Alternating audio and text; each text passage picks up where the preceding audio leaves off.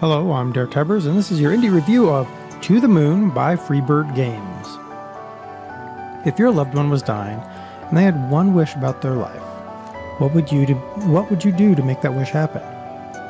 What if that wish was to go to the moon? To the Moon explores this interesting, memory-altering concept. Many people will be put off by the graphics.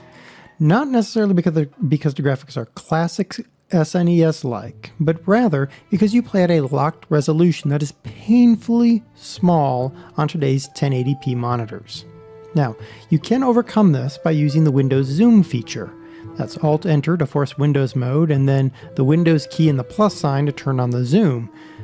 But it can be a bit of a letdown to have to resort to this workaround instead of having a readable resolution in the game. The game performs great, of course. It's SNES style graphics. It's basically RPG Maker. It runs great. But there's more than that. Audio. It's the audio that will get you.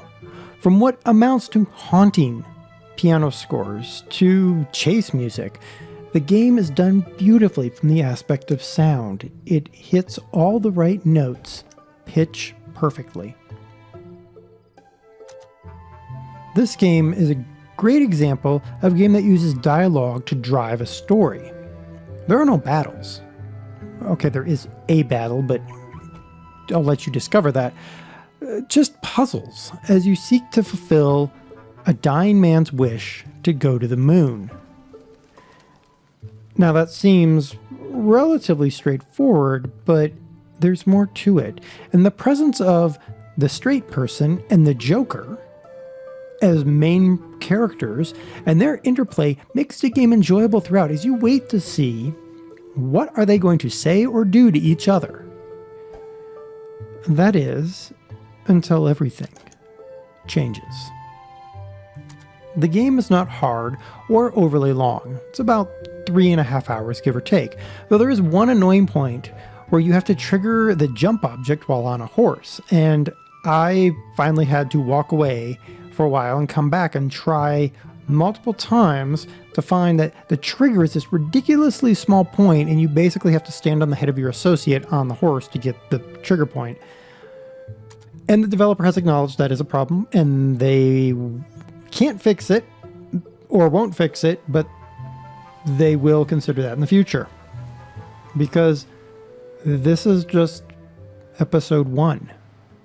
The way this game is set up, there's going to be more, and the setup for the next episode, spot on. Especially if you're used to cliffhanger movies or cliffhanger TV shows. It's perfect. I'm sure you're well aware, as you go through the various indie reviews that I've done, that I often enjoy taking a break from large games with these small, short, 3 to 4 hour nuggets of a game. Now, the fact that I didn't have any time-based puzzles in this game, this was a nice change. So many games employ the concept of the time-based puzzle. This was truly a leisurely, I can relax and play this game. You get the feel in certain instances that there is a time limit, but as far as I can tell, there is no true internal limit to what you're doing.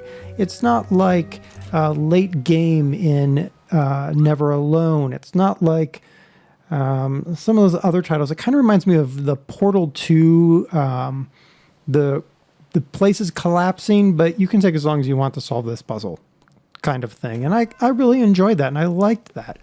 It allowed me to enjoy the actual nugget of the story so much more.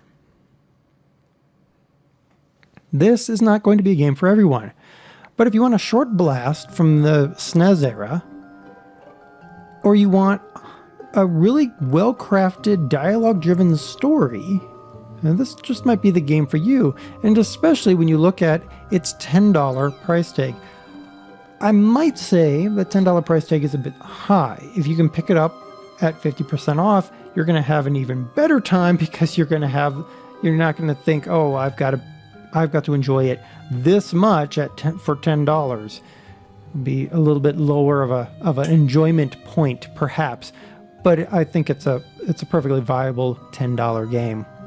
I've been DerTebbers, and this was your indie review of To the Moon by Freebird Games. Now, if you excuse me, I'm going to have to go figure out what memory I want when I die. Well, that was morbid now, wasn't it?